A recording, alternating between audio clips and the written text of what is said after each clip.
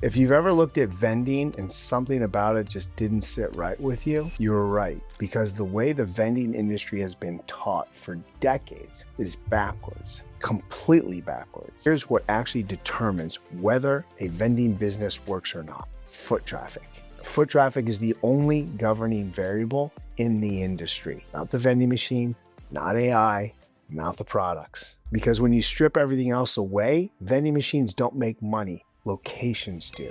And if you're someone who's analytical or introverted, someone who doesn't want to sell, someone who doesn't want to drive all over town managing a bunch of vending machines, then what you've seen online about vending was never going to work for you anyway. You've probably seen it before. Buy a few vending machines, find some locations, stock them, repeat. That's the model. And on paper, it sounds simple, but when you actually think about it, you start asking questions. Where do I put the machines? How do I get the locations? Do I have to convince people? How many machines do I need? Am I just driving around all day, refilling snacks and drinks in vending machines? And if you're being honest, it doesn't sound like a business because it feels like a job. Most vending machines out there only make a few $100 a month. That's it. And the reason isn't the machine. It's not the product. It's not even the pricing of the products. It's the location.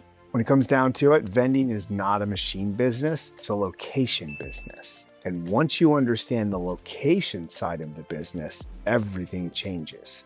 The vending industry today teaches one thing: buy machines first, then go find locations. But think about what that actually does. Now you've got this equipment and you're forced to take whatever location you can get, low traffic, inconsistent sales, scattered all over town. Now you find yourself managing what, 10, 15, 20 machines just to try to make the numbers work? Driving, restocking, relocating other machines. That's not leverage, that's maintenance. And that's certainly not scale. That's survival. And if you're someone who doesn't want to chase people, doesn't want to pitch vending, doesn't want to deal with constant downside and unpredictability, that model is going to drain you, not just financially, but also mentally and energetically. Here's what actually determines whether a vending business works or not: foot traffic.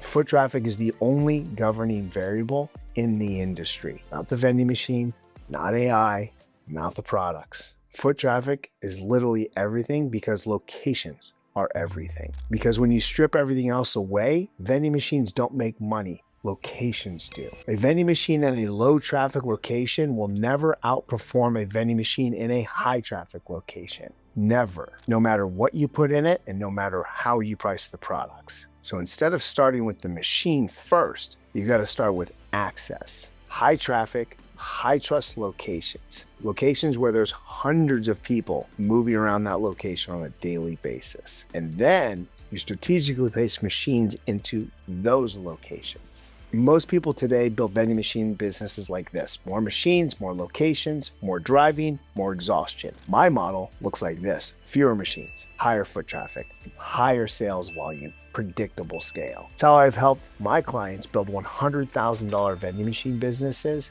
with 3, maybe 4 locations. Not 20 machines, not spread all over town, just a fewer number of powerful, prime, high traffic locations. Now, at this point, you might be thinking, well, I'd still have to sell those locations. No, you don't. You don't have to convince the right locations. Smarter positioning creates leverage, undeniable leverage. Data is the source of truth here, not the number of sales pitches. That's the difference. And this is where most people get stuck in this industry, because understanding this model is not the same as implementing it correctly. It's very different from knowing which locations actually qualify as high traffic, how to vet locations first to eliminate wasted energy later, how to structure a partnership, not a sales pitch, and how just one high traffic location scales through results, not pressure. So if you're watching this and you're thinking, okay, this actually makes sense. Good. That's the point. Because this isn't about convincing you to start something. It's about showing you why what you've seen before didn't make sense in the first place. If you want to go deeper into this and understand how this actually gets implemented step by step, that's exactly what we'll walk through next.